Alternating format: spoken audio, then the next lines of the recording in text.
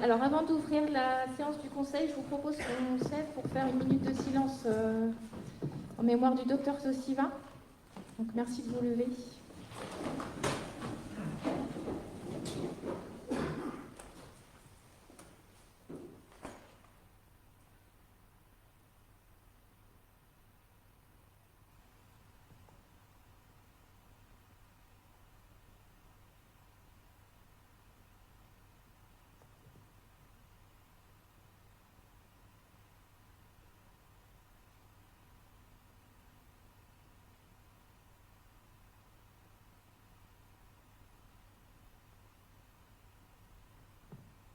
Merci à tous.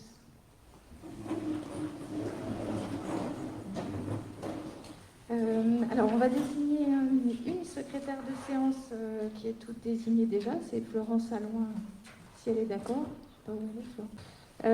Et donc, avant de passer à l'approbation du PV du précédent conseil, vous dire qu'au niveau de l'ordre du jour, il y a une petite modification sur la vente du lotissement, du lot 5 de la vente de lotissement de l'étang. Donc on va vous expliquer ça tout à l'heure, puisqu'on a eu les dernières infos de lotissement de l'étang. Donc on va vous expliquer ça tout à l'heure, puisqu'on a eu les dernières infos aujourd'hui.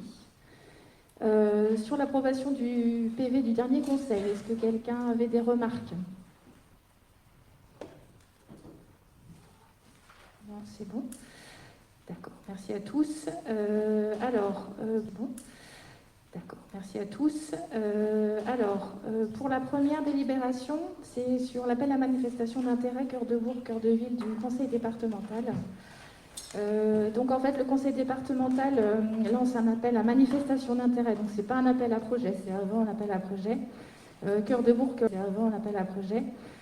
Cœur de Bourg, Cœur de Ville, qui sera renouvelé tous les ans et à destination des communes de moins de 15 000 habitants qui se sont engagées dans une démarche d'élaboration et de réalisation d'un projet global de requalification des cœurs de bourg, qui sera formalisé dans ce qu'ils appellent un plan guide, qui définit des interventions, le plan d'action et son calendrier de mise en œuvre. Donc cet appel à manifestation d'intérêt, c'est pour objectif d'accompagner les communes qui seront retenues à toutes les étapes du projet, donc l'étape des études et puis l'étape aussi du déploiement des actions. Et on doit, si on est intéressé, c'est pour ça que ça passe un peu en urgence aujourd'hui, il y aura donc ensuite un comité d'engagement composé d'élus qui se réunira en automne, et à l'issue du comité d'engagement, si on est retenu, on pourra signer un contrat cadre pluriannuel entre les parties, donc la commune et le conseil départemental. Donc les subventions départementales au niveau de Loire-Auxances, qui seront à la hauteur maximale de 40%, seront pour financer les études, mais aussi les opérations d'investissement découlant du plan guide, donc qui peuvent aller de la réhabilitation, la transition écologique, le développement commercial, la facilitation de la mobilité, comme des aménagements de pistes cyclables, et la facilitation de la mobilité, comme des aménagements de pistes cyclables, et le développement de services. Donc ce qu'on vous propose, en s'appuyant sur la base des études stratégiques qui avaient été menées au précédent mandat avec la CELA, la CAE et la CCI, de déposer ce dossier au titre de 2020 pour la CCI, de déposer ce dossier au titre de 2020 pour les bourgs de Varade et de Bélunier. Vous connaissez les opérations d'Enfer Rochereau, l'OAP Malinge et la place Saint-Martin qu'on va voir tout de suite après, pour avoir le soutien du conseil départemental. Et pour les bourgs de la Rouxière et de la Chapelle, on pourra déposer s'il y a des projets qui ont vu le jour l'année prochaine. Voilà. Donc je ne sais pas si vous avez des questions là-dessus. Juste une prise de parole. Déjà, bonsoir à tout le monde. Conseillers départementaux sur le territoire du canton d'Ancenis. Et à ce titre-là, on fera partie du comité d'engagement pour le secteur de l'Ancenis. En fait, toutes les communes, les 19 communes qui font partie de notre territoire. Et à ce titre-là, donc, on vous rencontrer si, bien sûr, vous le décidez, pour porter, parce que même si on ne partage pas forcément des mêmes visions, quand on est élu, on est élu pour tout le monde, et à ce titre-là, donc on s'engage avec Nadine à porter donc le choix et les propositions de Roxens. Au contraire, merci beaucoup parce que c'est important d'avoir votre soutien. Sachant qu'on a rencontré l'agence foncière il y a quelques jours qui nous disait que le fait d'être retenu à cet appel à manifestation d'intérêt prioriserait les communes aussi pour avoir manifestation d'intérêt, prioriserait les communes aussi pour avoir le soutien de l'agence foncière dans les projets que l'on peut avoir. Donc du coup tout est lié, quoi. L'agence foncière, c'est le bras financier du département. C'est pour ça, voilà. Donc c'est cohérent. Donc c'est cohérent. Donc on vous propose, s'il n'y a pas d'autres interventions, de déposer la candidature de la commune à cet appel à manifestation d'intérêt. Est-ce qu'il y aurait des votes contre ou des abstentions? Merci. Alors ensuite, c'est la convention relative au portage foncier, justement, pour l'opération fleuriste Place Saint-Martin, commune déléguée de Bélinier. Donc je vais laisser la parole à Thierry et Pascal. Oui, donc suite au PLU de Bélinier, redynamiser le centre-bourg, les centres-bourgs de toute façon, c'est pas que sur Bélinier, et de soutenir les commerces de proximité. Il y a eu une étude du CCI pour le développement commercial où ressortait que la place Saint-Martin était centrale pour le développement des commerces. Gourdon, qui est fleuriste à Bélinier, souhaitait recentrer son activité pour un endroit un peu plus visible, avec un meilleur accès, et un local un peu plus petit, parce que celui dans lequel elle se trouve est un peu trop grand pour elle. Donc du coup, elle a sollicité qui a demandé à l'agence foncière de faire le portage foncier. Donc là, on vous propose d'affirmer le soutien du projet de l'installation de la fleuriste sur la place Saint-Martin de la commune déléguée de Bélinier, de confier le portage foncier qui a été jointe à la synthèse, et d'autoriser Madame le maire à signer la convention, la dite convention numéro 226. S'il y a des questions. Je voulais préciser que c'était quand même l'équipe du mandat d'avant qui était vraiment à l'initiative de ce projet-là. Le rappeler parce que c'est quand même important. On l'a porté, et puis on est complètement convaincu du projet, il n'y a pas de souci. Après, le regret que j'ai aussi là-dessus, du projet, il n'y a pas de souci. Après, le regret que j'ai aussi là-dessus, c'est qu'on a perdu un petit peu de temps, on l'a vu en commission, et que je pense que le projet n'a pas été appréhendé comme il aurait fallu, en fait. Maintenant, c'est lancé, il n'y a pas de souci, mais il y a quand même quelques... c'est lancé, il n'y a pas de souci, mais il y a quand même quelques réflexions qui auraient dû être menées au préalable et qui restent... peut-être plus en interrogation maintenant, parce qu'il y a peut-être des devis qui ont été apportés, mais lors de notre dernière commission, on était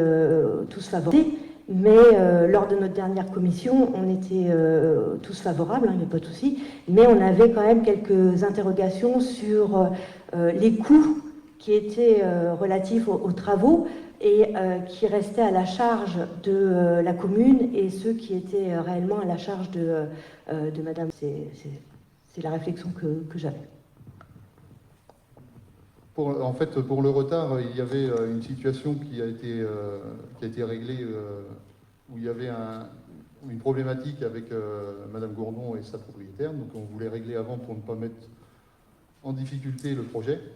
Un peu de retard, ça c'est sûr. En plus, il a fallu qu'on s'approprie le dossier, parce qu'on ne connaissait pas. Il a été fait sur le mandat précédent, mais on n'en avait pas connaissance forcément de tout le monde.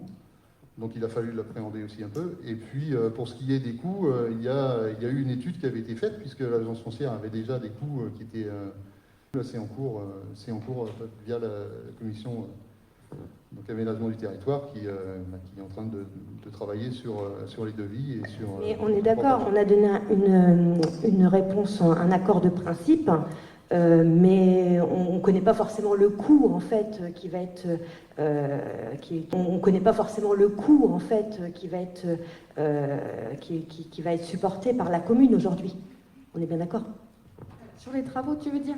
Ouais, sur les travaux globalement. Hein. Alors en effet, quand on a rencontré l'agence foncière, on a fait le point là-dessus parce que, alors déjà, on ne savait pas qui était maître d'œuvre, maître d'ouvrage, donc on va passer au. Alors déjà, on ne savait pas qui était maître d'œuvre, maître d'ouvrage, donc on va passer au prochain conseil une convention de délégation de maîtrise d'ouvrage de l'AFLA, enfin de l'agence foncière à la commune, puisque c'est nous qui allons réaliser la maîtrise d'ouvrage. Dans cette maîtrise d'ouvrage, il va falloir, parce que là les devis qui ont été faits n'ont pas été mis en concurrence, il n'y a pas falloir, parce que là les devis qui ont été faits n'ont pas été mis en concurrence, il n'y a pas eu de, donc du coup il va falloir qu'on fasse appel à tous les corps de métier. En plus, il y a eu une répartition qui avait été faite entre les travaux que ferait Madame Gourdon et la commune, donc ça il faut aussi bien le définir, bien le faire dans l'ordre, donc voilà, définir, bien le faire dans l'ordre. Donc voilà, c'est tout ça qu'on a pu caler. Mais par contre, pour en revenir à ta question sur l'évaluation du coût, c'est une question qu'on a soumise à l'agence foncière justement parce que c'est une évaluation et il nous disait que suite à cette mise en concurrence, cet appel d'offres, si les coûts des travaux étaient bien supérieurs, on ferait un avenant. Et du coup là, on évaluerait la répercussion derrière. Mais pour eux, ça paraissait pas. La somme qui était mise, en fait, ne paraissait pas sous- ou surévaluée, quoi. Mais en tout état de cause, on est d'accord, on va jusqu'au bout du projet. Bien sûr, tout à fait.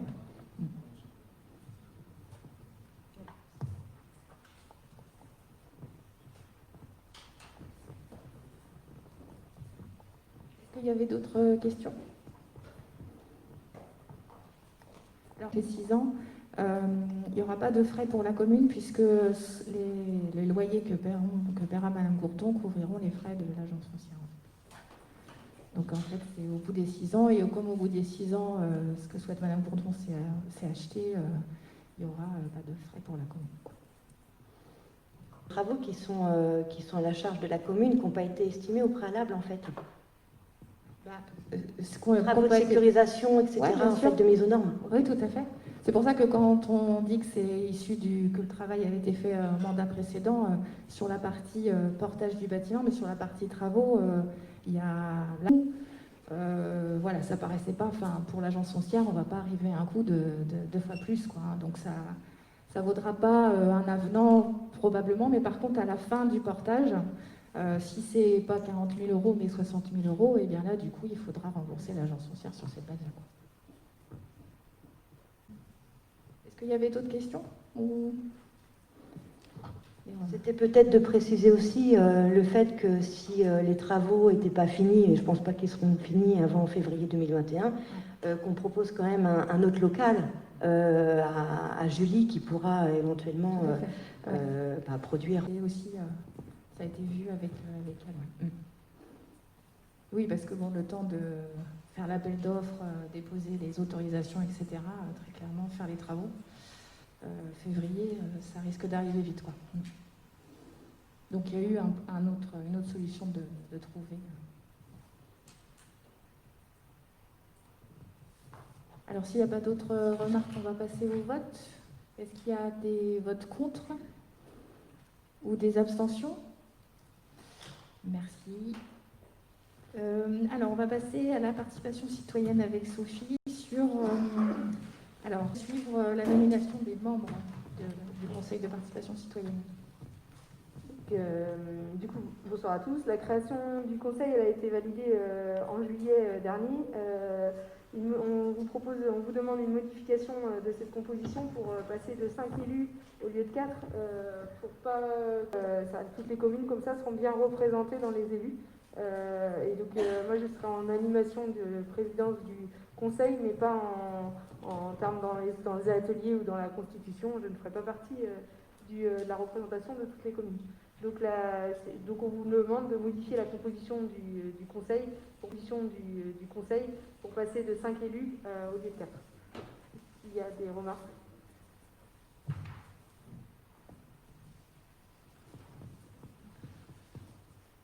Donc on va passer au vote.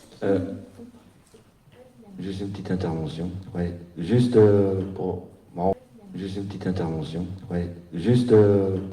On regrette un petit peu qu'il n'y ait aucune sollicitation auprès des élus de la minorité concernant ce conseil, première chose. Deuxièmement, et en lien évidemment avec ce premier point, on trouve qu'il y a une certaine incohérence entre le projet qui est très louable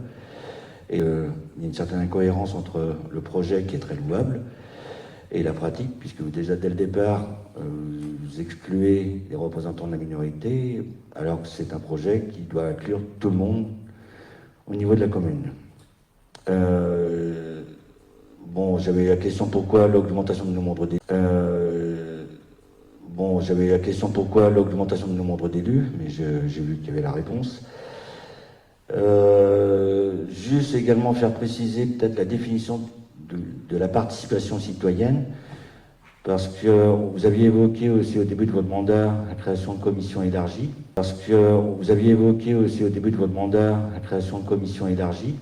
qui, on trouve, serait plus judicieuse et qui permettrait d'investir plus de gens au sein des projets de la commune. Là, c'est vrai qu'il y a un côté, entre guillemets, restrictif. Je sais qu'on ne peut pas faire un conseil à 50 personnes, mais c'est vrai que 12 personnes qui représentent 7500 habitants, je ne compte pas les élus, ça fait quand même peu. Et donc, quid des commissions élargies? On n'en entend plus parler. Est-ce que toutes les commissions sont élargies? Et enfin, donc, concernant ces mêmes commissions élargies, qui sont en lien de toute façon avec le Conseil de participation citoyenne, combien de membres extérieurs au Conseil seront intégrés et sous quels critères? Et pour finir, on ne participera pas au vote en tant que tel, car on... Alors pour les réponses, il y a beaucoup de questions et je vais répondre au fur et à mesure en espérant que j'en ai pas oublié. Si j'en ai oublié, vous me referez préciser. Concernant les commissions élargies, ça va venir. Le délai n'est pas encore établi puisque la commission se réunit la semaine prochaine et qu'il y a des choses à avancer et des informations. On avait déjà travaillé des choses à la commission du 30 juin dernier. Donc là on avance, mais il faut aussi que les choses se valident au fur et à mesure. Donc la place des habitants, elle est sur la totalité. 12 participants au conseil de participation, c'est un choix qui avait été émis par la commission participation citoyenne. Ce n'est qu'un prémisse. Évidemment, les habitants peuvent être sollicités et vont être sollicités pour les autres commissions et auront leur place dans ces commissions. Le nombre de participants va être validé à la fois par le conseil de participation citoyenne sur le fond et sur le nombre, et aussi par la commission. Donc les choses avancent, mais il n'y a aucune précipitation à avoir. Les dossiers, on les prend les uns après les autres, et la participation en fait partie, même si c'est une de nos priorités. Elle va être mise en œuvre sur tous les pôles au fur et à mesure. Voilà. Juste, je repréciserai après par rapport au nombre de 12, puisque c'est le sujet suivant. Voilà, j'espère que j'ai répondu à toutes les questions, je crois.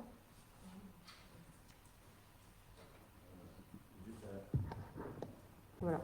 Et puis de mémoire, au dernier conseil, vous vous êtes abstenu sur ces délibérations-là, donc... Bien ce qu'on dit, c'est donc incohérent par rapport au fond du projet. La représentation, elle n'est pas là. Merci. Je pense que quand on s'abstient, c'est qu'on n'est pas convaincu. On va passer au vote. Qui est contre? Qui s'abstient? Merci. Alors, du coup, nomination des membres. Donc, il a été proposé dans le dernier bulletin, le dernier flash de juillet, une proposition aux habitants de postuler. C'était convenu dans le document de présentation. Les personnes, il y a eu un tirage au sort qui a pu avoir lieu. Et donc les personnes nommées, sont désignées pour 2 ans, au titre du 1er octobre 2020 jusqu'au 30 septembre 2022. Et donc les 12 membres issus de la population sont 3 communes. Et donc les 12 membres issus de la population sont 3 personnes par commune déléguée. Donc pour Varade, Éloi Grimaud, Annie Lecat et Yannick Bécaud. Pour Béligné, Mathilde Baudelot, Anne-Marie Briolet et Sébastien Louet. Pour La Rouxière, Adrien Petit-Renera, Jean-Pierre Voisin et Guissière, Adrien Petit-Renera, Jean-Pierre Voisin et Didier Guégan.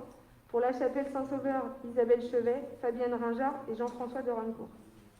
Et donc dans ces 12 personnes, un coprésident sera élu, nommé par eux au premier ou au deuxième conseil de par eux au premier ou au deuxième conseil de participation citoyenne. Et donc 5 élus, comme on l'a voté juste avant, dont un président moi-même, et ensuite Sophie Gauthier, Pascal Cluzot, Lydie Colter et Philippe Jourdan. Si vous avez des remarques. Si vous avez des remarques.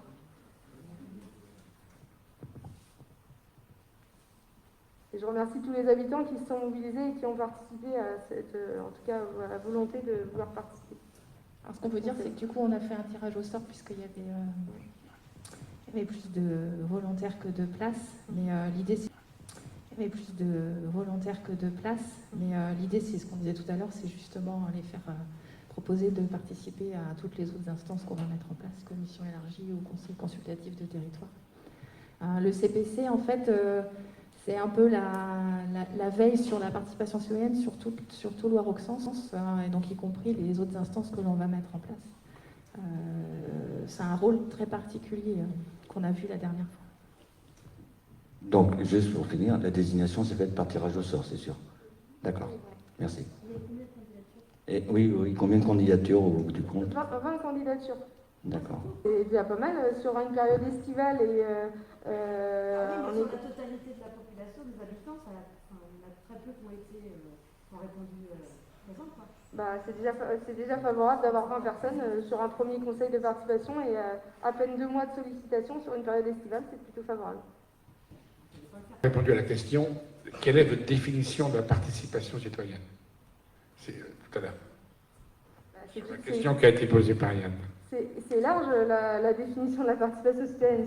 Oui, mais après, niveaux. je ne vous demande pas ce qu'est la définition, je demande la vôtre.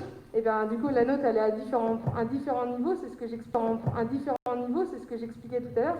Le conseil de participation est la première étape, c'est-à-dire que du coup, c'est d'avoir un garde-fou d'habitants qui seront vigilants sur toutes les autres instances qui va pouvoir avoir lieu. Et du coup, de savoir aussi sur les projets qu'on pourra mener à la fois sur les communes ou à la fois dans les commissions, sur les projets qu'on pourra mener à la fois sur les communes ou à la fois dans les commissions en tant que telles. C'est que les habitants vont avoir un rôle à jouer d'observateurs et d'informateurs sur notre façon de mener le mandat et de mener nos projets. Et après, il y aura aussi, donc il y a d'autres étapes, après c'est dans les commissions, s'ils ont envie de s'investir. Il y aura aussi, donc il y a d'autres étapes, après c'est dans les commissions, s'ils ont envie de s'investir sur des choses plus thématiques, plus précises, ils pourront aller sur ces commissions-là, qui seront toutes élargies à un moment donné. Et puis il peut y avoir aussi des commissions qui vont être sur un sujet, sur un temps donné. C'est-à-dire qu'un projet particulier, commissions qui vont être sur un sujet, sur un temps donné. C'est-à-dire qu'un projet particulier, je dis n'importe quoi, dans un bourg, dans une des communes déléguées, pourra être mené pendant un temps donné. Si c'est 2 ans, ça s'arrête pendant ce projet-là, cette commission-là, elle sera sur 2 ans. La participation, elle peut être aussi dans la rencontre des habitants avec des habitants eux-mêmes. Aussi dans la rencontre des habitants avec des habitants eux-mêmes pour échanger sur les projets qu'on peut mener. Il y a plein de formes de participation. L'idée, c'est que le conseil de participation citoyenne valide les formes que nous on vise et que vérifier si ça correspond bien aux habitants de Loire-Auxances. Voilà. Et que vérifier si ça correspond bien aux habitants de Loire-Auxances. Voilà. Mais sur le fond, on peut être que d'accord, dire qu'on n'est pas en opposition sur le fond. Ça a du sens que de consulter. C'est ce qui se faisait avant, c'est la sémantique qui change. Mais je reviens à ce que disait Christine Blanchet tout à l'heure. L'avoir sollicité, même si on n'était pas d'accord, tu l'as dit, et c'est vrai. Je veux dire que sur sa déclinaison, mais la consultation, on n'est pas en opposition sur la consultation. Et de nous avoir écartés d'emblée sans nous consulter, en fait, c'est là-dessus. Après, je ne sais pas si nous l'aurons accepté ou pas accepté. Je me dis qu'il y a quelque chose qui ne va pas bien. C'est tout. Mais je vous donne Bon, sentiment c'est- profond. Oui, oui, c'est votre position, on va pas débattre.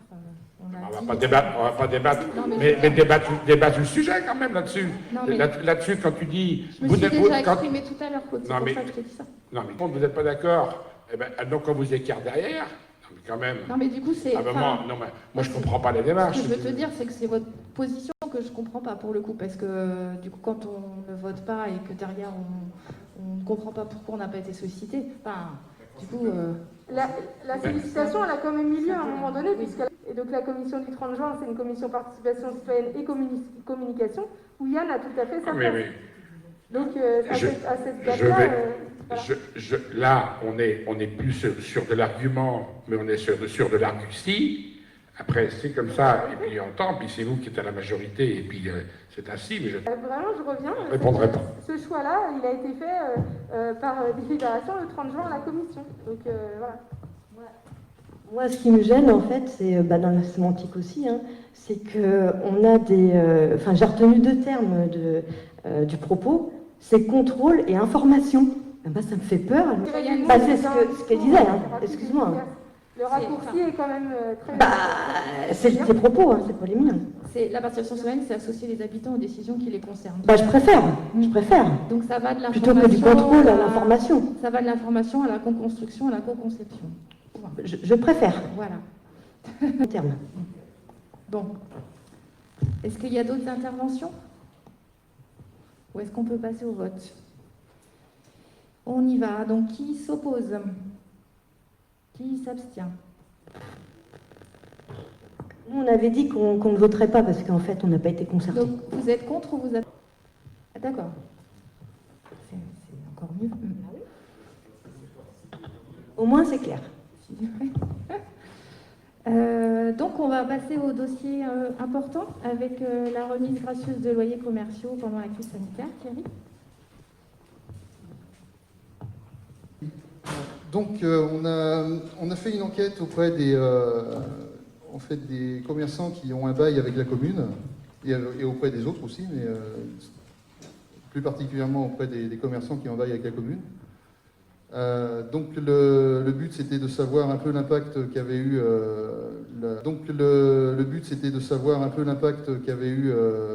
le confinement sur leur activité économique. Donc il a été décidé que sur ceux qui n'avaient pas été impactés, on allait émettre les titres, hein, donc pour les loyers. On allait émettre les titres, hein, donc pour les loyers, puisque trois des commerçants ont plutôt même eu un surcroît d'activité. Et donc tous ceux qui ont eu une fermeture administrative, ou tous ceux qui ont eu une fermeture administrative ou qui ont eu un impact important, on vous propose de faire une remise gracieuse des loyers. Donc sur trois commerces. Donc vous les avez dans le tableau en dessous sur la synthèse, hein, ici. Donc, vous les avez dans le tableau en dessous sur la synthèse, hein, ici. Donc ce qu'on vous propose, c'est d'émettre les titres de recettes pour les 3 locataires n'ayant pas subi de perte de chiffre d'affaires et de faire une remise gracieuse de loyer d'avril et de mai. Hein, on parle de 2 mois là. Pour les 3 locataires dont le chiffre d'affaires a été impacté. On parle de 2 mois là. Pour les 3 locataires dont le chiffre d'affaires a été impacté par la fermeture administrative ou les restrictions. Donc, est-ce qu'il y a des questions? Oui, moi j'ai une question Oui. puisqu'on l'a évoqué en conseil communal, sur les commerçants, sont-ils tous à jour du règlement de leur loyer et quid des autres commerçants qui, aussi sur injonction de l'État, ont eu une fermeture administrative et qui, eux, ont eu une perte de chiffre et qui ont dû payer leur... Mais j'aurais voulu souhaiter savoir si la commission finances avait fait un point sur la mise à jour des règlements de loyer. Alors oui, suite au conseil communal, on a vérifié, hein, les loyers sont bien à jour chez tout le monde. Donc là, il n'y a pas de souci à ce niveau-là. Donc tout le monde est bien. Tu as fait la réponse un petit peu dans la question. on n'est pas, nous, propriétaires pour les autres commerçants, donc bon, on n'a pas de moyens d'action à ce niveau-là. On a quand même fait le questionnaire pour avoir l'information si les commerçants, les entreprises, les artisans avaient bien pris connaissance avaient bien eu connaissance de tout ce qui avait été mis à leur disposition. Donc il y a eu plusieurs retours, on en parlera d'ailleurs en commission demain.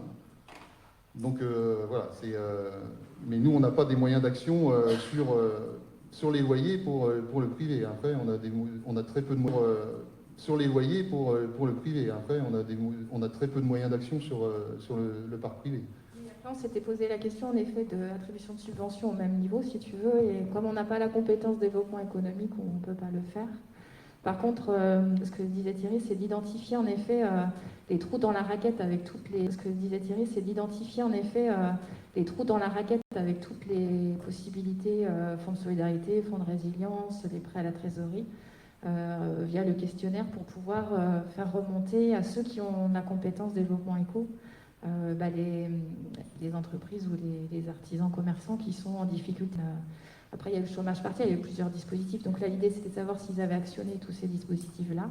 Enfin, est-ce que ça leur convenait ou est-ce qu'il y avait un trou dans la raquette, entre guillemets, et de le faire remonter pour accompagner ces entreprises-là.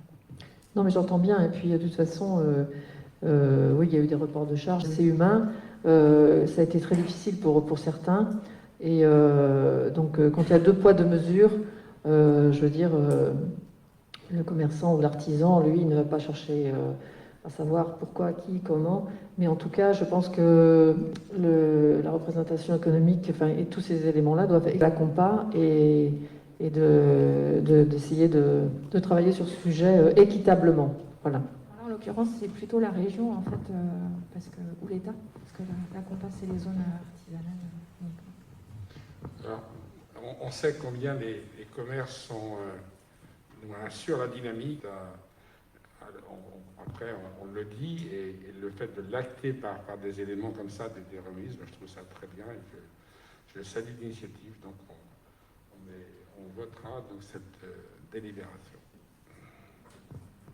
Juste pour revenir à ce que tu disais, Marie-Madeleine, de quelques entreprises, enfin j'en parlerai en commission demain, mais on va rencontrer justement pour voir avec eux un petit peu les questionnements qui peuvent se poser en sortie de Covid par rapport aux problématiques qu'ils peuvent avoir. Et essayer de remonter au niveau, soit au niveau de la compas, si c'est des choses qui concernent les zones de la région, s'il y a des choses, et de faire un petit bilan et de remonter un peu les problématiques de nos entrepreneurs. Parce que là, ce dont on parle, c'est des aides de crise, mais là, il y a tous les plans de relance régionaux ou nationaux qui sortent, et du coup, c'est de voir, déjà d'informer ces entreprises-là, savoir si elles sont au courant des dispositifs qu'elles peuvent activer, savoir si elles sont au courant des dispositifs qu'elles peuvent activer, et puis voilà, savoir si tout le monde peut actionner, encore une fois, s'il n'y a pas trop dans la raquette, parce que les dispositifs sont complexes, donc s'assurer qu'ils peuvent être accompagnés. Mais certes, s'il y a la compétence,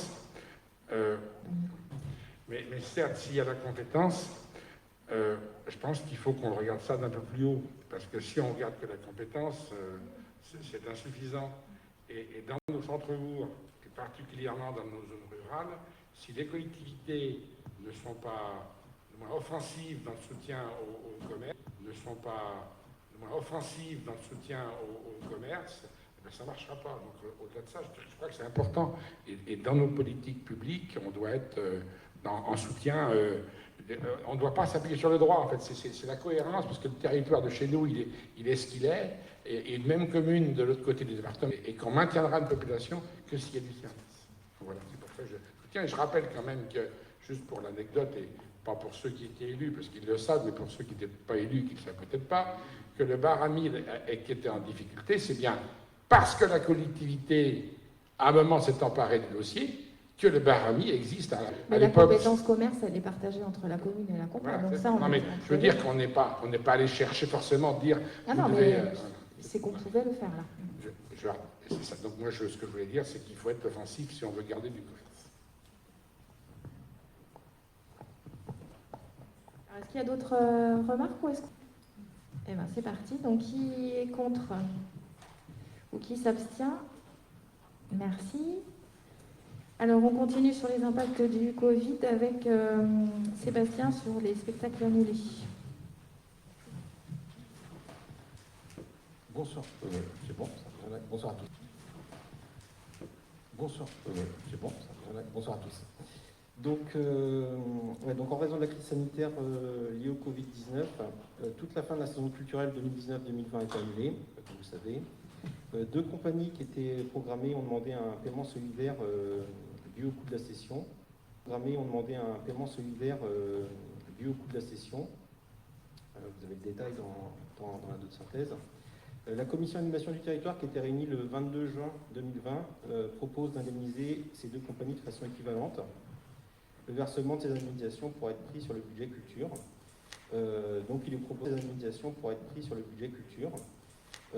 Donc il est proposé au conseil municipal d'indemniser sous forme de paiement solidaire à hauteur de 1 100 € les deux compagnies citées. Voilà. Est-ce qu'il y a des questions ?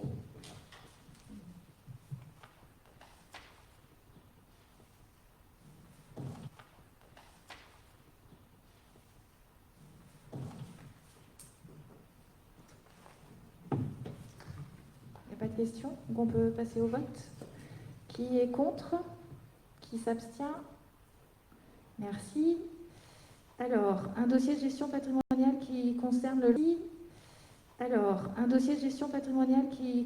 lotissement de l'étang à la Chapelle Saint-Sauveur, la vente du lot numéro 5. Donc c'est sur ce projet de délibération qu'il y a une modification depuis la note de synthèse. Donc Carole et Sophie vont pouvoir vous expliquer ça.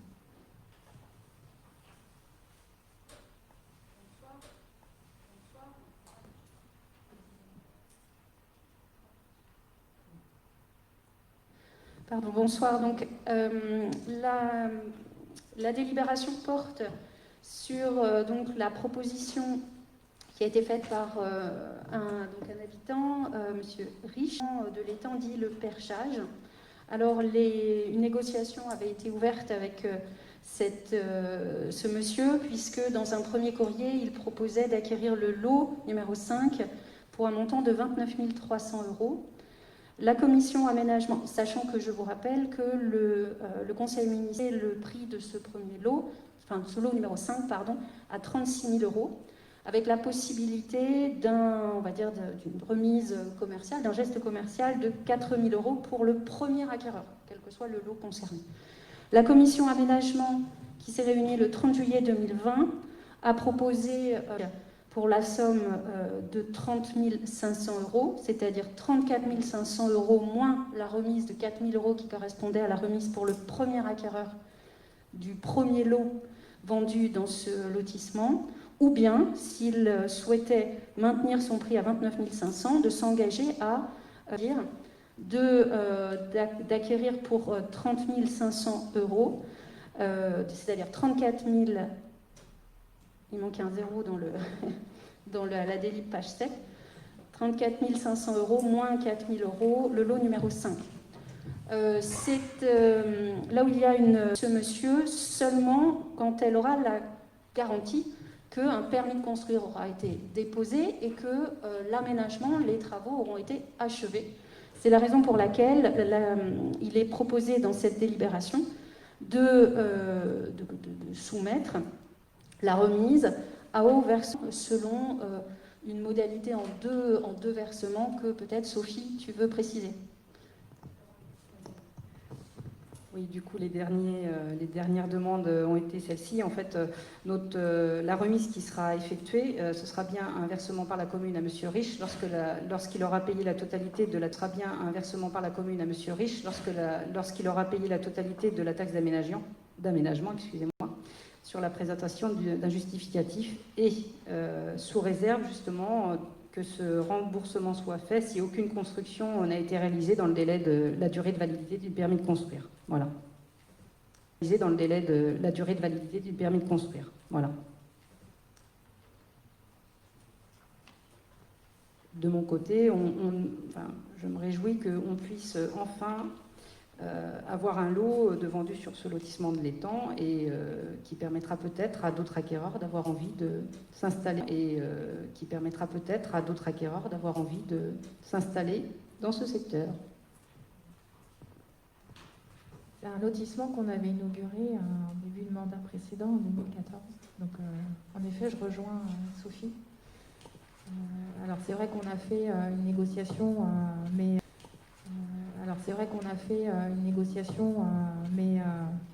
on s'est dit que bon, ça valait le coup pour lancer justement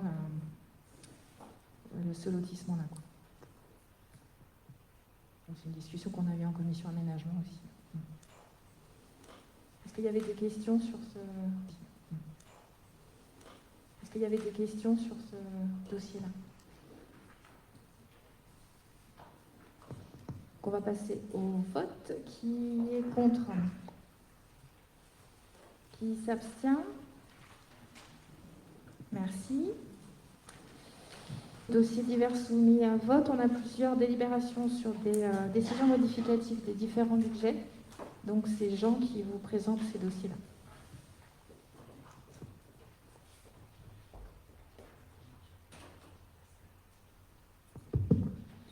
Bonsoir à tous. Donc, 4 décisions.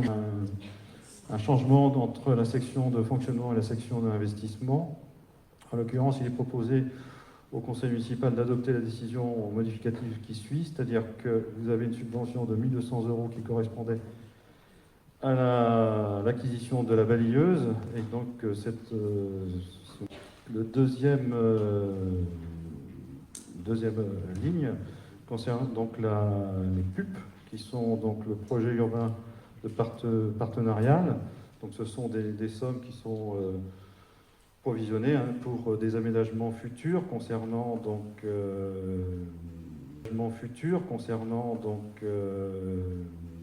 des privés et la collectivité.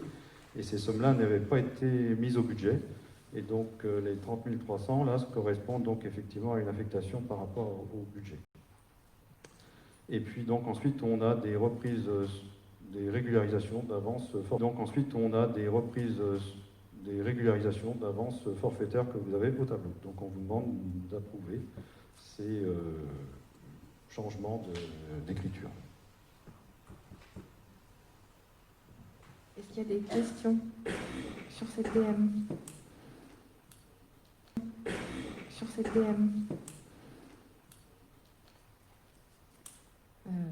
On passe au vote. Qui est contre? Qui s'abstient? Merci. Alors, DM sur le budget bâtiment et services. Oui, deuxième décision modificative. Bâtiment et services. Oui, deuxième décision modificative qui concerne donc le budget annexe concernant les bâtiments et services. Donc là, c'est aussi un changement d'écriture d'ordre. Donc vous les retrouvez dans le tableau qui suit, avec une reprise de subvention concernant le cabinet médical. Donc vous avez une reprise de subvention concernant le cabinet médical. Donc vous avez d'un côté les 5 000 € et de l'autre côté vous allez retrouver l'affectation correspondant à la contrepartie. Donc c'est une régularisation concernant une subvention qui devient donc qui s'amortit. Donc il est proposé au Conseil d'adopter la décision telle que je vous l'ai présentée. Est-ce qu'il y a des questions? Ok, alors on passe au vote. Qui est contre? Qui s'abstient? Merci. Ok, tout à l'heure, donc la décision suivante correspond au budget du lotissement de l'étang. Donc ici, vous avez le montant budgété par rapport à ce projet de 103 500 €. Donc là, c'est un changement de compte ou de chapitre. Donc c'est une régularisation concernant ce budget annexe pour le lotissement de l'étang de la Chapelle. Est-ce qu'il y avait des questions là-dessus? Bon, donc on passe au vote. Qui est contre cette DM? Merci. Alors, DM budget commerce, dernière DM. Donc effectivement, il s'agit aussi de réaffecter sur un chapitre différent concernant le budget annexe sur les commerces et services. Donc il est proposé au conseil municipal d'adopter ce changement donc, sur un chapitre différent, comme vous l'avez sous les yeux avec le tableau qui suit. Donc on vous demande d'approuver cette régularisation de compte. Est-ce qu'il y a des questions, remarques? Qui s'abstient? Merci. Alors ensuite, admission en non-valeur et admission en créance éteinte. Comme il avait été présenté donc, à la commission finances, donc, deux délibérations qui vont suivre. La première donc, concerne un montant de 312 € qui concerne une admission en non-valeur, c'est-à-dire que la collectivité peut encore poursuivre les démarches pour récupérer donc, ce montant concernant donc, des factures qui émanent de 2016. Qui émanent de 2016. Donc vous avez le détail, 296 plus 16, donc 312 €. Donc il est proposé au conseil municipal d'approuver l'admission en non-valeur sur le budget principal de la somme de 312 €, 06. Donc c'est des... De 312 €, 06. Donc c'est des admissions non valeurs qui sont présentées par le trésorier puisque le débiteur est insolvable. Alors, est-ce qu'il y a des questions? Donc on va passer au vote. Qui est contre? Qui s'abstient? Merci. Admission en créance éteinte. Donc celle-ci concerne un montant de 829,60 €. Donc en fait ici, on monte dans, entre guillemets, l'exigibilité qui n'est plus forcément possible. Donc il est proposé au conseil municipal d'approuver l'admission de créances éteintes sur le budget principal pour la somme de 829,60 €. Là, effectivement, les choses seront plus difficiles à récupérer par rapport à ces débiteurs. Est-ce qu'il y avait des remarques contre? Qui s'abstient? Merci.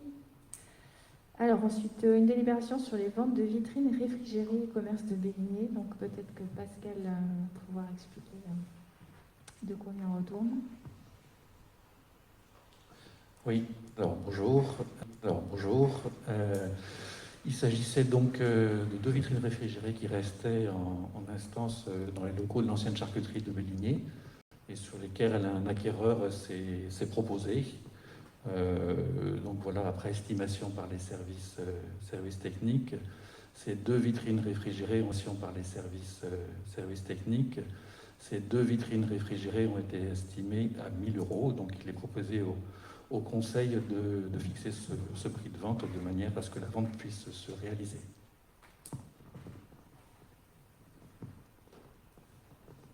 Est-ce qu'il y avait des questions sur ces 22 vitrines?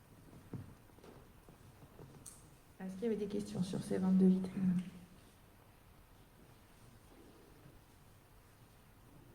Donc on passe au vote. Qui est contre? Qui s'abstient? Merci. Alors après Sébastien, avec la convention. Merci. Alors après Sébastien, avec la convention, avec la croche-note.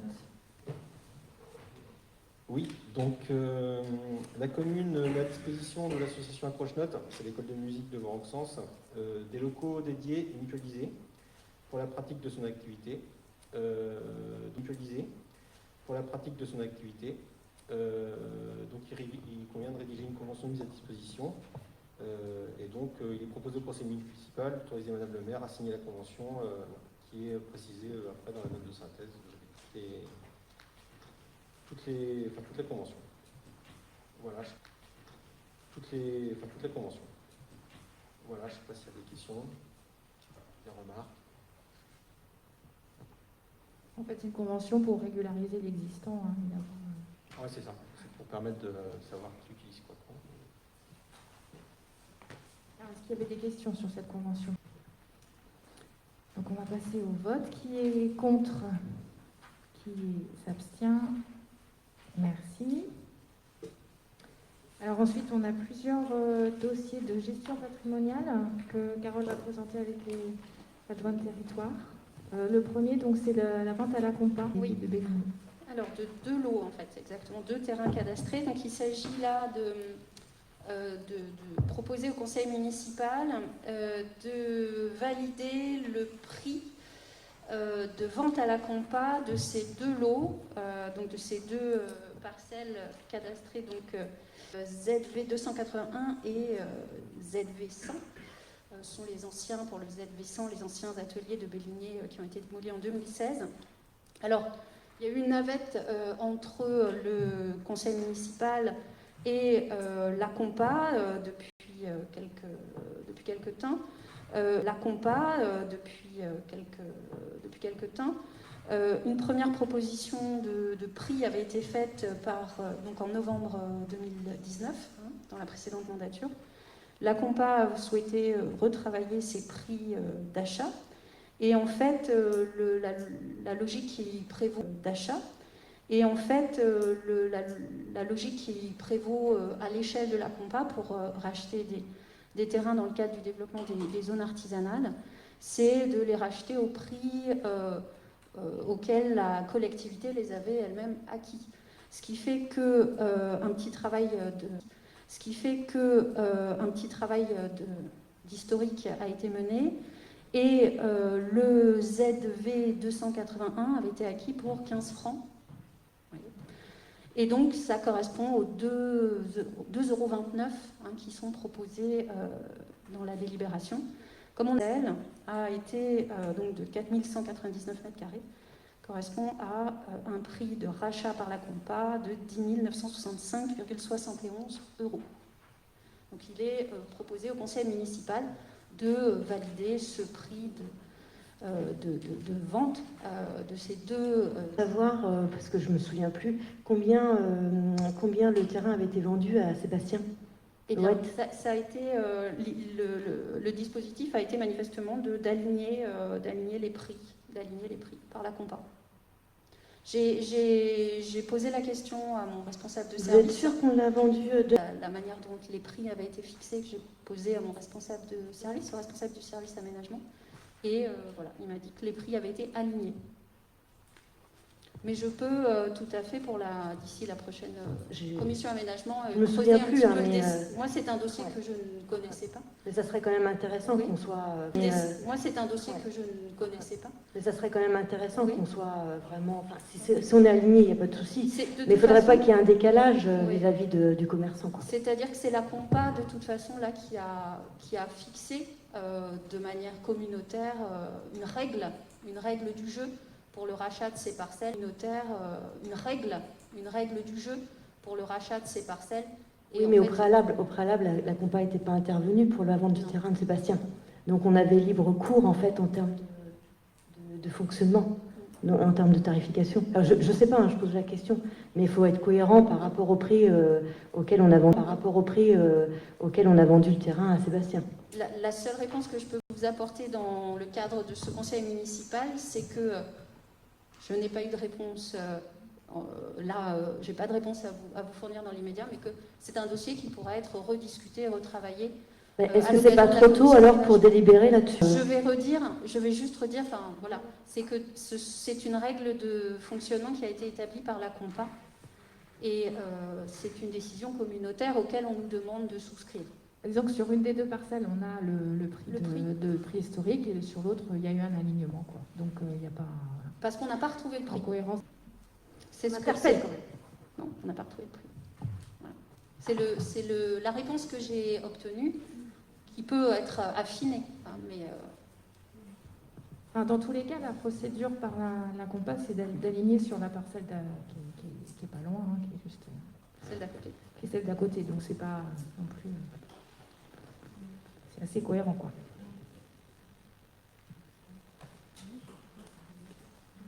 Est-ce qu'il y avait d'autres questions là-dessus? On va procéder au vote. Qui est contre? Qui s'abstient? Au vote. Qui est contre? Qui s'abstient? Merci. Alors après, donc dossier de gestion patrimoniale, vente à Madame Savary sur la communauté de la Rouxière. Alors, c'est encore moi. Donc, il s'agit là d'une série de quelques gestions patrimoniales. Donc là, il est demandé en fait au Conseil de valider la proposition qui a été faite lors de la commission, de la commission urbanisme, de la commission urbanisme de février 2020. Donc, c'est pas la commission que je dirigeais. Donc il s'agit de vendre des parcelles qui appartiennent au domaine public avec un prix de vente fixé à 4,50 €. Il s'agit qui appartiennent au domaine public avec un prix de vente fixé à 4,50 €. Il s'agit de jardins. Voilà, donc ce sont les essais préalables à la soumission à enquête publique. Une superficie de 620 mètres carrés. Superficie de 620 mètres carrés. Est-ce qu'il y avait des questions? Alors, on va procéder au vote. Qui est contre? Qui s'abstient? Merci. Ensuite, toujours gestion patrimoine Béziot, communauté de la Rouxière. Voilà, c'est un dossier du même ordre, sinon c'est une autre parcelle. Donc c'est également la commission urbanisme du 4 février 2020 qui avait donné son accord pour la vente de parcelles appartenant au domaine public au prix de 4,50 €, de jardins, toujours à la Rouxière. Cette fois, il s'agit d'une parcelle de 4 carrés. Voilà, et c'est également au préalable à enquête publique. Donc avant la sollicitation d'un commissaire enquêteur. Est-ce qu'il y avait des questions? Donc, qui vote contre? Gestion patrimoniale. Donc là, on part à la Chapelle Saint-Sauveur, vente à Monsieur Fazot. Oui. Alors, toujours la commission urbanisme du 4 février 2020 qui a donné son accord pour la vente d'une partie du domaine public et un projet d'acquisition de la parcelle E159, cette fois c'est à la Chapelle Saint-Sauveur, pour le prix de Ah, c'est un échange, oui, pardon. C'est le dossier échange, excusez-moi. Donc il s'agit effectivement d'un échange, d'une parcelle. Alors attendez, je reprends dans le détail. Tu veux le présenter, Sophie? Tu connais pas? Effectivement, du coup, c'est un échange. Alors, c'est dans le cadre, pas sans savoir qu'on a approuvé le PLU sur la Chapelle Saint-Sauveur et qu'on a été, dans le cadre de ce PLU, obligé de réfléchir sur des OAP. Donc, en fait, des aménagements, des orientations d'aménagement programmé, OAP, du coup, qui font que nous allons devoir un resserrement des terrains pour pouvoir avoir des terrains constructibles dans le bourg, puisqu'en fait, on a beaucoup de dents creuses, on va dire ça comme ça. Donc là, ce qui fait que lors de la vente, de l'acquisition de M. Fazot de la propriété, il a été évoqué le fait qu'il puisse... vous ne devez pas l'avoir tellement sur le... Oui, on la voit en vert sur l'écran, mais sur nos papiers, on ne la voit pas forcément. Donc ça, c'est le domaine public. Et du coup, la parcelle en rouge qui serait en échange, puisque en fait, cette parcelle-là qui se trouve au milieu se retrouvera dans une OAP future. Voilà, c'était pour une acquisition au fur et à mesure. Et là, du coup, en l'occurrence, c'est public.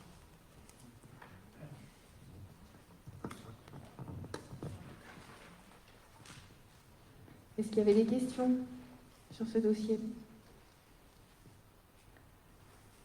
Donc on passe au vote. Qui est contre? Qui s'abstient? Merci. C'est toujours à la Chapelle Saint-Sauveur. Donc c'est l'acquisition de partiels à Madame Potiron. Donc là, il s'agit de valider une décision du Conseil de la Commission, toujours du 4 février 2020, Commission urbanisme, qui avait donné son accord pour l'achat de parcelles, alors toute une série de fonds de jardin en fait, à Madame pour l'achat de parcelles, alors toute une série de fonds de jardin en fait, à Madame Potiron, Laurie. Voilà, il s'agit c'est le travail aussi sur les jardins, sur la chapelle, des fonds de parcelles. Donc, ça avait été un accord avec l'acquéreur en fait,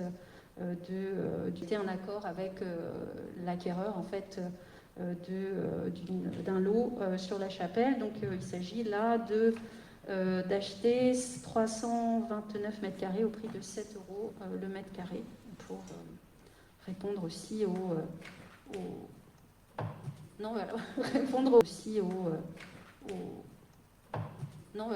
répondre au projet aussi de développement des jardins sur la chapelle. Toujours dans le même cadre, en fait, lors de ventes potentielles, on est amené à se rapprocher des futurs acquéreurs et éventuellement de proposer des acquisitions. Et là, c'est la même chose. En fait, on a une OAP aussi à ce niveau-là. On le voit assez clairement en fait sur la vue qu'on a un nombre de petites parcelles qui sont à de potentiels propriétaires complètement différents les uns des autres. Donc l'idée c'est d'acquérir au fur et à mesure pour pouvoir avoir des parcelles à construire futures. Et là en l'occurrence c'est ce qui s'est produit.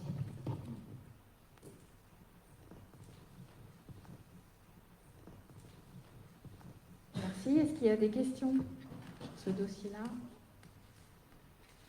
Alors, on passe au vote. Qui est contre et qui s'abstient?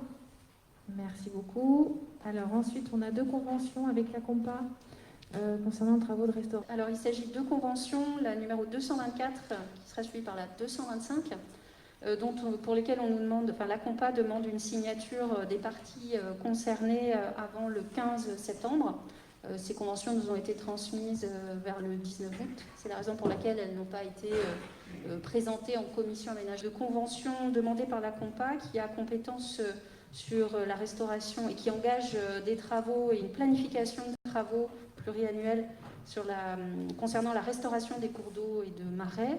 Et Compa qui se rapproche de tous les propriétaires des parcelles concernées par qui vont être engagés sur les années à venir. Et la commune de Varade pour la convention, la commune déléguée de Varade pour la convention 224 et puis la commune déléguée de La Roussière pour la 225, eh bien, sont propriétaires d'un certain nombre de sections et parcelles. Alors dans la première convention, d'un certain nombre de sections et parcelles. Alors dans la première convention, la 224, ce sont des parcelles qui concernent donc le bassin versant de la Boire-Torse et les aménagements qui vont être envisagés de restauration de la Boire-Torse et son bassin versant, les ruisseaux attenants. Et puis, je ne sais pas si son bassin versant, les ruisseaux attenants.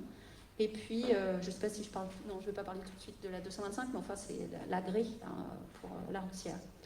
Donc voilà, c'est une manière pour la Compa de stabiliser les termes en fait, de la relation et les obligations des parties en présence dans le cadre de ces projets de restauration écologique des cours d'eau.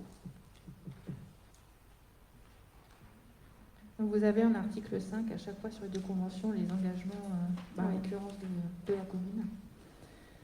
Donc c'est d'autoriser les travaux, évacuer éventuellement...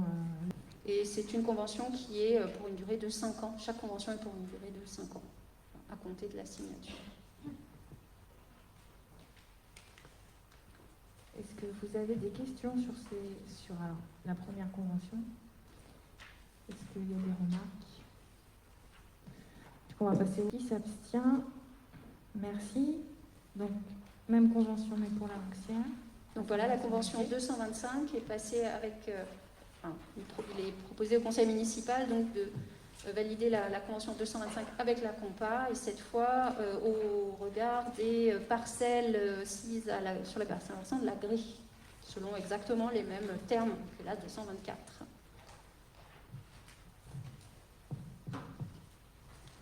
Vous avez des questions? Non, donc on va passer au vote. Qui est contre? Qui s'abstient? Merci beaucoup. Sur les points d'avancement d'information, on a mis l'actualité de la Compa parce que pour l'instant, on a eu donc le séminaire pour les délégués communautaires vendredi dernier où il nous a été présenté ce qu'est la Compa, donc dans sa gouvernance et puis la partie ressources, donc budget, ressources humaines, et ensuite l'après-midi un point par... même quand on a déjà été délégué communautaire, et j'imagine pour les nouveaux c'est très intéressant de se mettre à niveau avant d'attaquer les dossiers donc, et les délibérations. Et les premières seront liées au Conseil communautaire de jeudi prochain, où il y aura donc l'élection des vice-présidents, la constitution des commissions, les délégations aux organismes extérieurs. Enfin, voilà, pas mal un conseil communautaire bien fourni jeudi prochain. Après, peut-être qu'on peut faire, vu l'heure, une information d'actualité des pôles, des pôles, donc entre la rentrée, le Covid, etc. Je ne sais pas si, Florence, tu veux faire un petit point sur la rentrée en enfants jeunesse.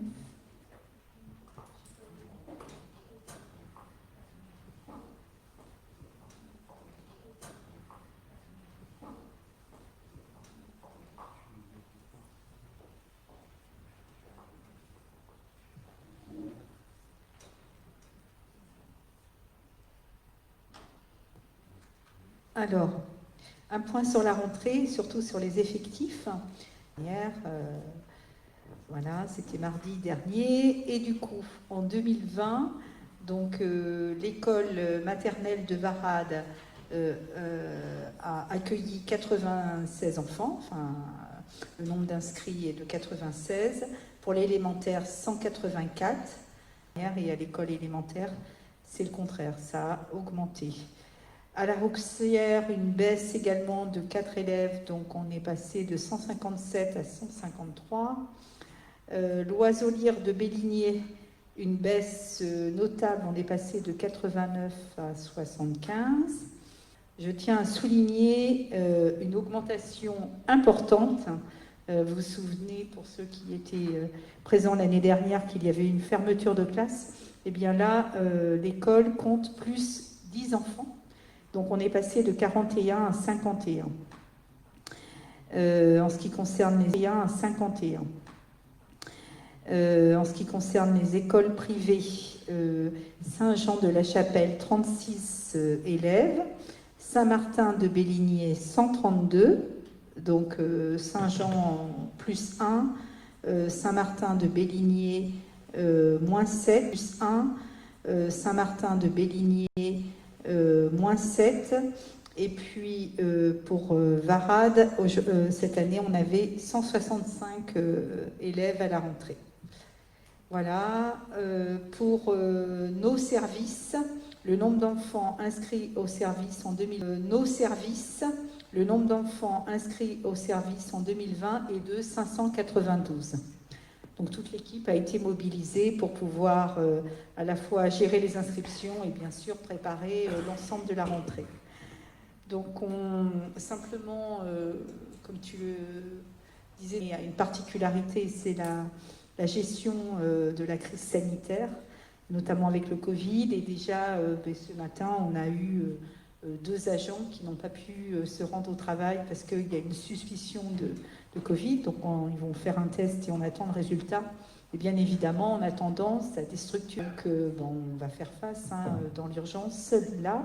Et on va mettre en place, bien évidemment, un protocole pour qu'on puisse répondre sereinement à ces situations qui vont sans doute se multiplier. Voilà.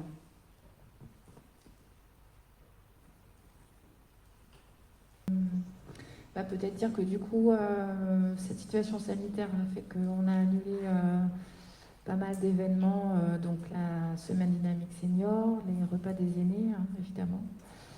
Ça sert à rien d'exposer inutilement, même si la convivialité du coup a du mal à être, a du mal à être au rendez-vous. La programmation culturelle, on se pose des questions. Je ne sais pas si Sébastien, tu veux intervenir. Très clairement, pour le pôle animation du territoire, c'est vrai que la gestion du Covid, c'est presque au quotidien. C'est vrai que la gestion du Covid, c'est presque au quotidien, avec les changements réglementaires qui sont récurrents, que ce soit pour la culture, effectivement, pour le sport, pour les écoles, dans les lieux de sport, bref, pour tout. Pour la saison culturelle, l'ouverture aura bien lieu comme prévu. dans les conditions qui seront celles qui nous seront dictées à ce moment-là, étant donné qu'il y a eu des annonces par le ministère de la Culture, mais qui n'ont pas donné lieu à un décret pour l'instant, donc on est en attente. Et puis la saison se déroulera comme elle pourra se dérouler selon la suite des événements pour le virus. Autrement, l'actualité, c'était vraiment cette gestion là, du Covid à tous les étages. L'impact sur les associations qui n'est pas neutre non plus dans l'organisation et en manifestation faut noter qui sont annulées. Il y a des manifestations qui sont annulées, d'autres, il y a beaucoup de questions des associations effectivement, parce que qui sont un peu qui s'y retrouvent pas, parce que déjà nous on a du mal à s'y retrouver dans les différentes réglementations. Il faut noter quand même que le semi-marathon de Varade devrait avoir lieu, donc c'est plutôt une bonne nouvelle, dans des conditions très précises pour qu'elle puisse avoir lieu effectivement sanitaire, au niveau de l'accueil du public, etc. Et puis on espère qu'il y aura quand même un maximum de manifestations. C'est très compliqué de pouvoir continuer à avoir une vie associative avec des moments conviviaux qui sont très importants pour tout le monde.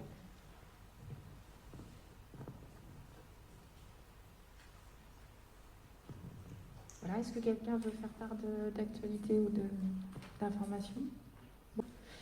Et on a fait un comité de suivi, c'est la municipalité qui pilote le comité de suivi en lien avec des participants, donc SOS Solidarité qui est en charge de l'accompagnement des populations bénéficiaires de la protection internationale, et le départemental des solidarités aussi à y participer, ainsi qu'Ardre-et-Loire Initiative sur les questions de mobilité. Juste pour faire un petit retour sur les orientations qui ont pu être faites et l'état des travaux peut-être. Donc aujourd'hui, il y a une cage d'escalier qui a été livrée, équipée.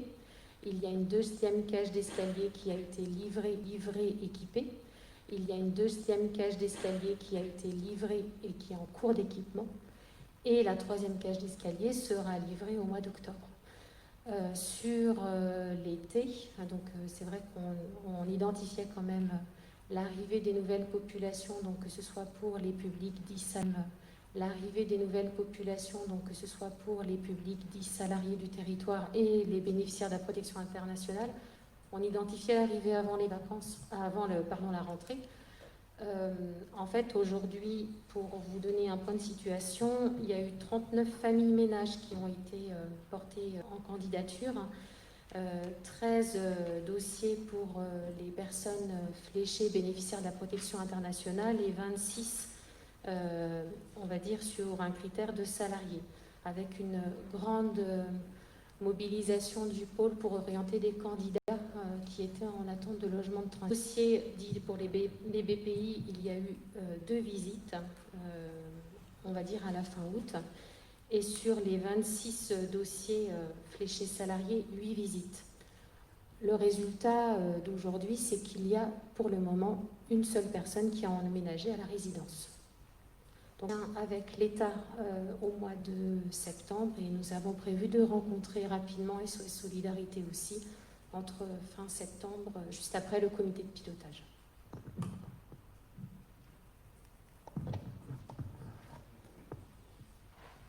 Est-ce que je peux me permettre de juste intervenir sur ce dossier qui est assez sensible et important et que je connais? Et je voudrais faire un parallèle aussi un petit peu sur l'ABS, sur l'analyse des besoins sociaux et sur les préconisations en favorisant le développement du parc locatif. Et je voyais dans la presse l'autre jour un petit peu un parallèle avec la présence médicale qui malheureusement fait défaut sur le territoire, qui nous risque de nous, effectivement, comme tu t'étais dit,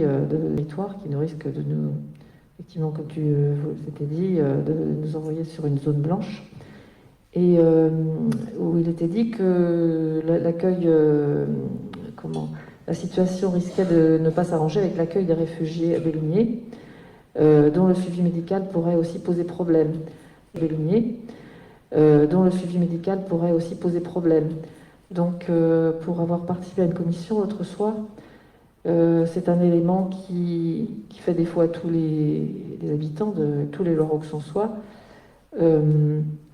Après, je m'interroge aussi sur la vacance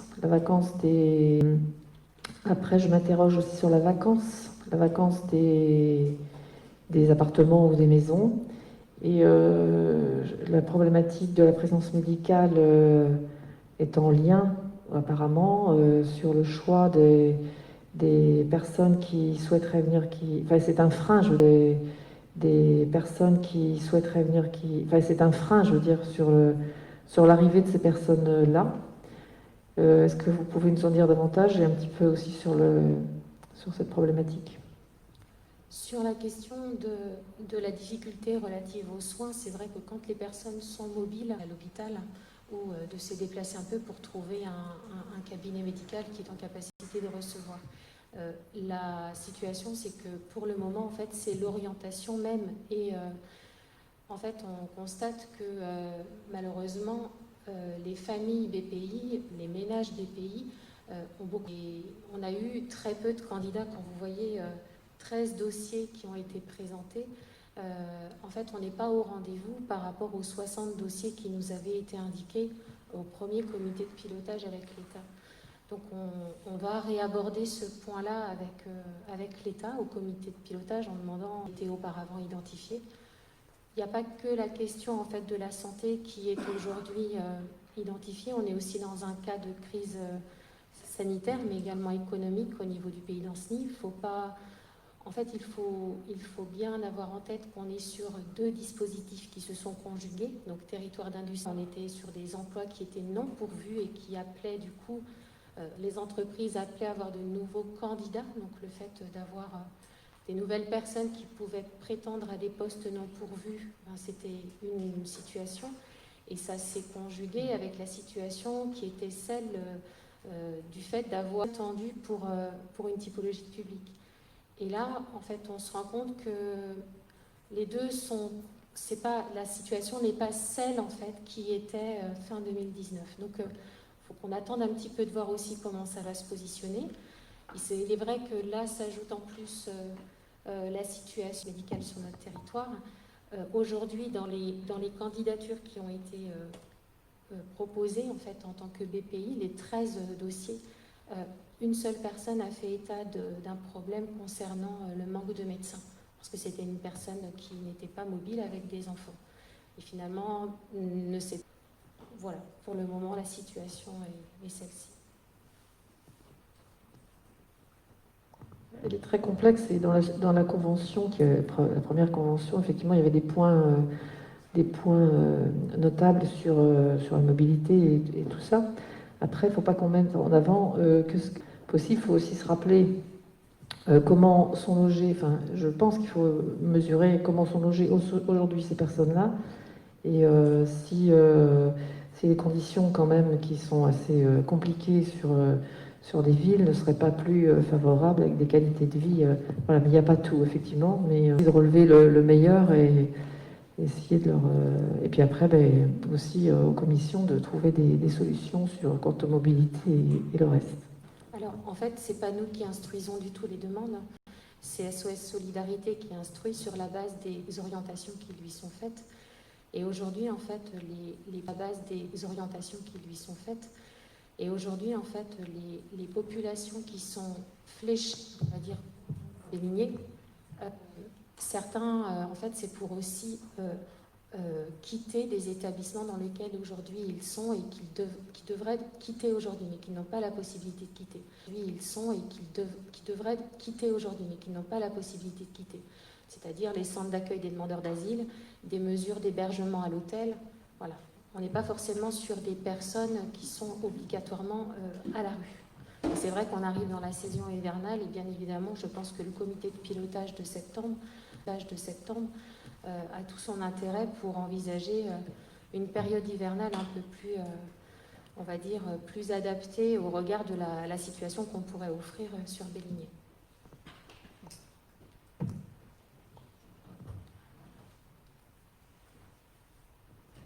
Alors, une autre qui aura lieu du 16 septembre au 21 octobre 2020. Alors ça concerne un territoire qui part en gros du musée Julien Gracq jusqu'au Marilet, sur une bordure étroite de la Loire. Auxances va partir à peu près au niveau du château de la Madeleine et qui va longer la Boire Torse jusqu'environ au Bois Vert. Donc cette zone va être classifiée pour son caractère historique. Donc le fil conducteur historique de nos régions Saint-Florent-le-Vieil, Varade, c'est les Guerres de Vendée, donc ils ont pris ça, plus le musée Gracq, enfin la maison Julien Gracq. Alors il est classé aussi, ce site est classé aussi par son caractère paysager exceptionnel. Par son caractère paysager exceptionnel. Donc vous avez dû voir les petites pancartes qui ont dû apparaître du côté de la Meilleraie, enfin le long de la Loire, des petites pancartes jaunes qui indiquent qu'il y aura une enquête publique. Ensuite, il y aura une instruction au niveau ministériel qui aura lieu en 2021. Et le Conseil d'État statuera en 2022.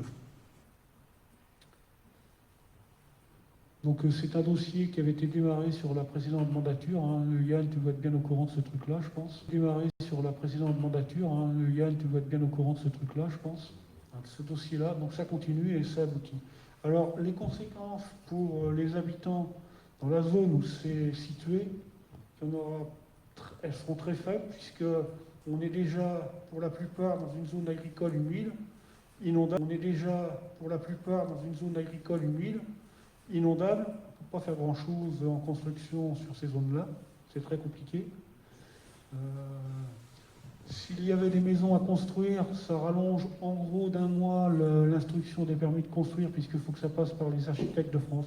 Donc voilà la situation des permis de construire, puisqu'il faut que ça passe par les architectes de France. Donc voilà la situation aujourd'hui. Donc si vous avez des questions, n'hésitez pas. Il y a un formidable atout touristique en fait, et d'attractivité de notre territoire de chaque côté de la Loire. Mais quand on avait pris la décision de rendre... En fait, tu parles de patrimoine, mais c'est pas le patrimoine bâti qui était la raison. C'était le patrimoine végétal surtout. Et particulièrement les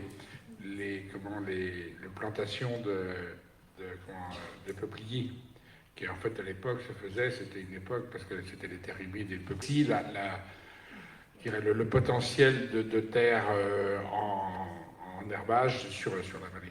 C'était aussi ça, mais bien sûr. Mais après, c'est important de rassurer quand même les paysans qui sont dans la vallée, parce que l'inquiétude, c'est que ça complique encore les choses. Déjà, il est important qu'on rassure les paysans que ça ne va pas être une contrainte supplémentaire pour eux.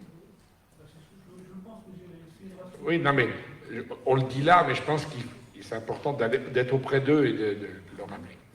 Et je peux juste rajouter peut-être qu'effectivement, lors de la présentation qui nous a été faite très récemment, une série d'actions et d'activités qui relèvent de la gestion courante qui ne seront absolument pas impactées, comme les clôtures, etc. Mais par contre, effectivement, un projet, par exemple, de plantation d'arbres en futaie et non pas en linéaire pourrait être refusé parce que bloquant des perspectives paysagères. Parce qu'il s'agit du site dit du Mont-Glone et de l'articulation en fait, et du dialogue entre les rives. De la Loire. Voilà. Mais l'enquête publique est engagée, les petits panneaux jaunes fluo sont posés et un commissaire enquêteur sera présent pour répondre aux habitants qui auraient davantage sur ce projet qui est une très bonne nouvelle pour le territoire.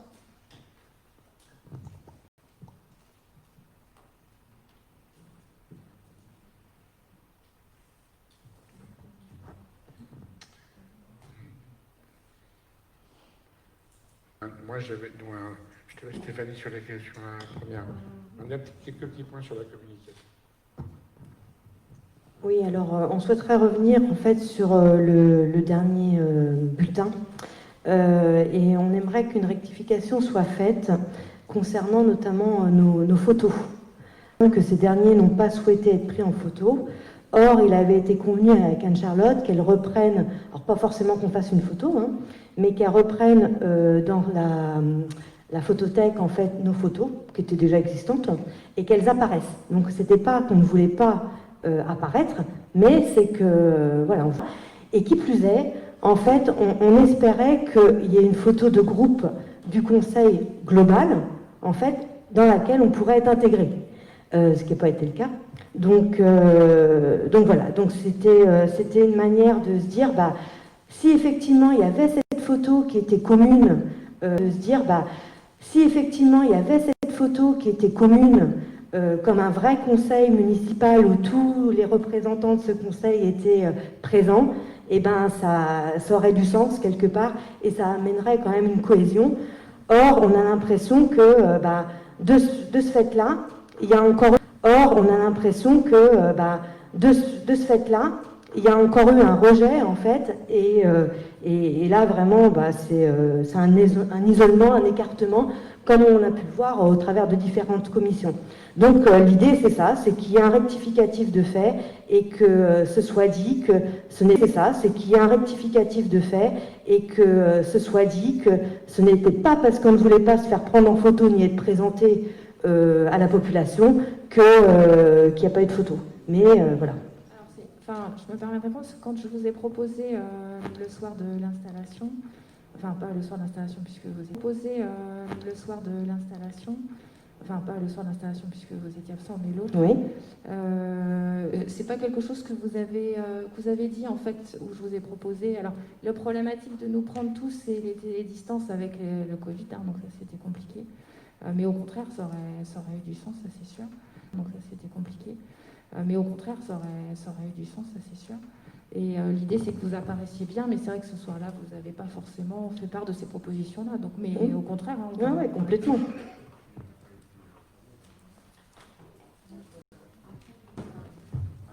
Toujours sur la communication,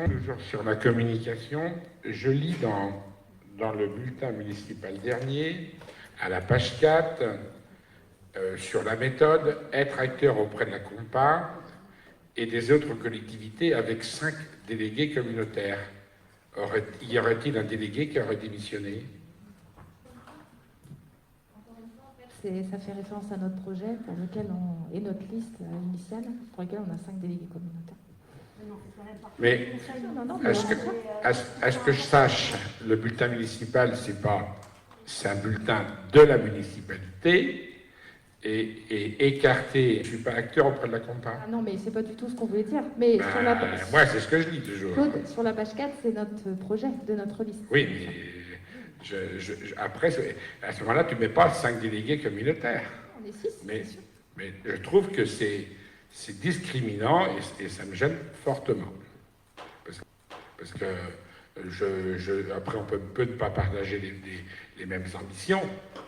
Mais pour ce qui est de la Compa, j'ai le sentiment d'être un acteur en fait, là, auprès de la Compa. Je veux juste préciser ce qu'on fait là, c'est des points d'actualité et puis éventuellement des propositions constructives.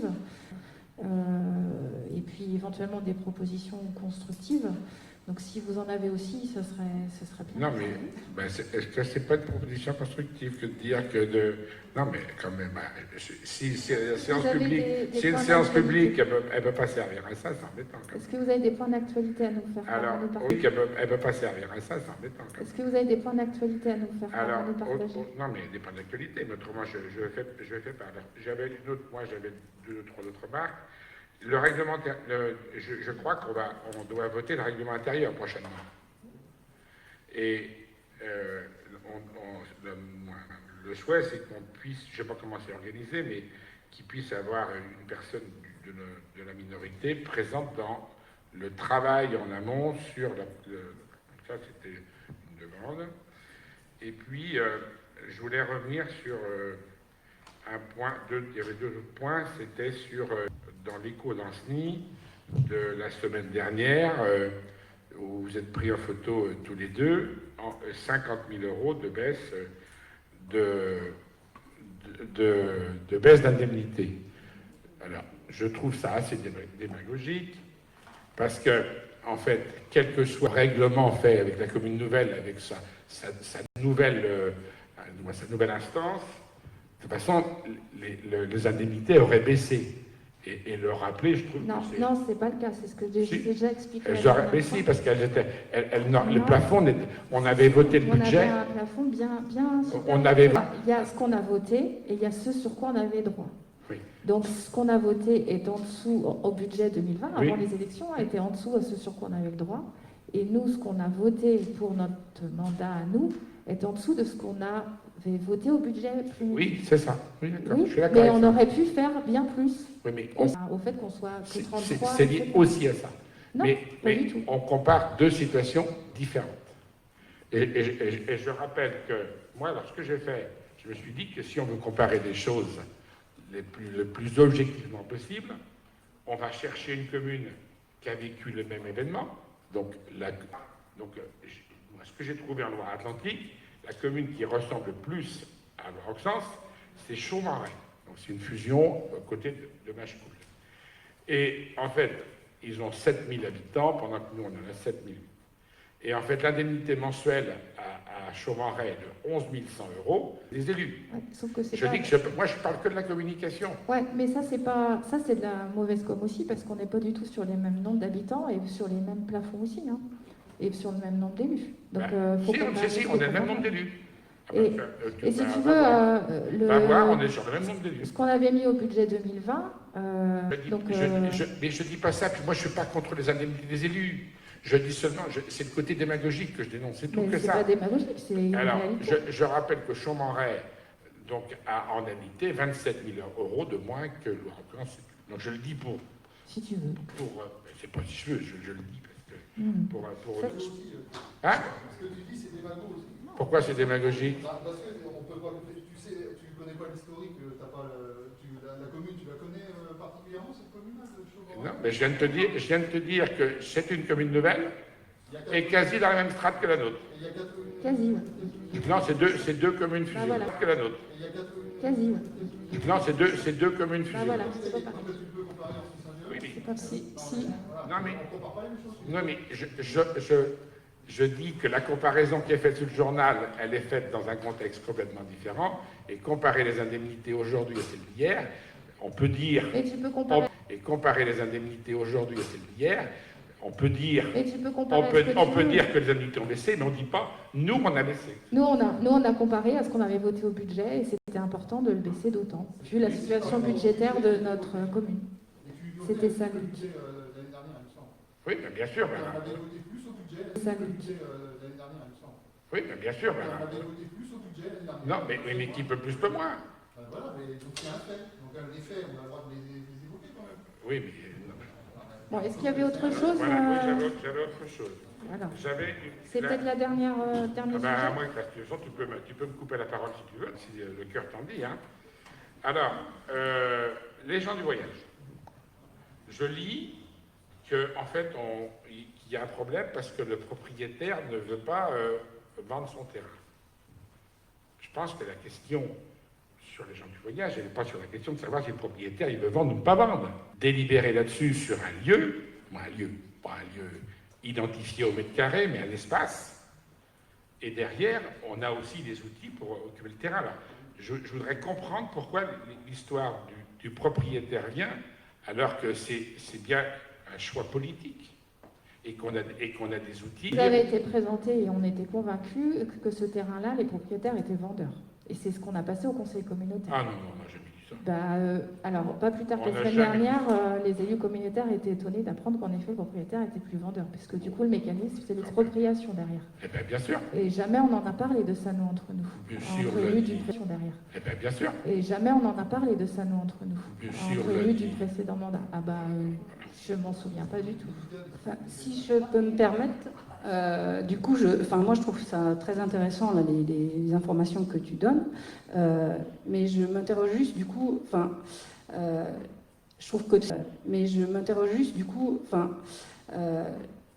que c'est dommage que tu te sois pas investi dans d'autres commissions parce qu'en fait, je suppose que le terrain des gens du voyage, on va en débattre en commission aussi, et du coup.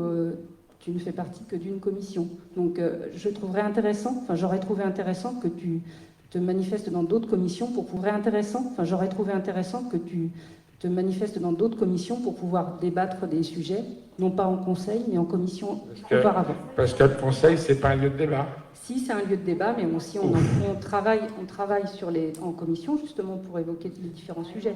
Oui, mais en quoi ma question pour évoquer les différents sujets. Oui, mais en quoi ma question ou mon propos est dérangeant ce soir?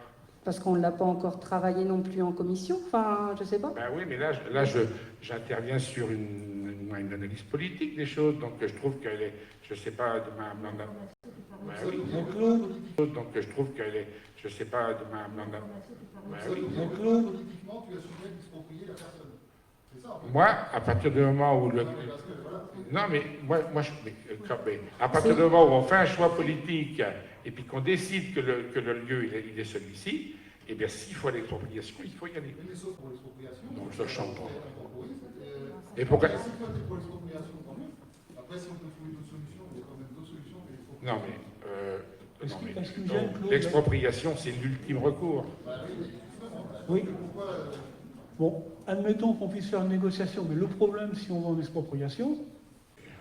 J'entends que sur le temps, mais l'autre côté, c'est la voie à prendre. Bah oui, mais donc dans ce cas-là, on ne respectera plus la loi qui nous impose d'avoir des terrains. Si ça doit être retardé d'un an, ça sera retardé d'un an. Je suis d'accord. Et puis, je vais un dernier point. Je sais plus lequel. Excusez-moi. Je vous propose de clore la séance. Le prochain conseil, donc du coup, c'est ce qu'on a dit tout à l'heure, c'est le 12 octobre.